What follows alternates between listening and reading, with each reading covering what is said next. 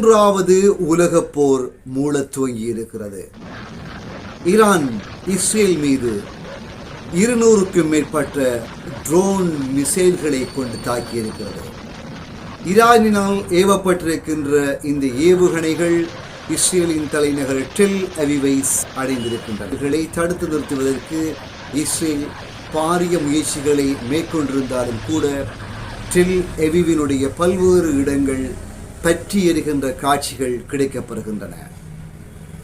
இவ்வாறு Iran Israel மீது தாக்குதல் தொடுப்பதற்கு அண்மை கால கிட்டிய காரணம் யாதெனில், சிரியாவின் தலைநகர் டமஸ்கஸில் உள்ள ஈரானிய தூதரகத்தின் மீது இந்த மாதம் 1ஆம் தேதி இஸ்ரேல் தாக்குதலை தொடுத்திருந்தது.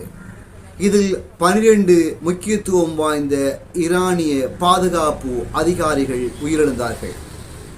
இன்றைக்கு சில ஆண்டுகளுக்கு முன்னர் ஈரானினுடைய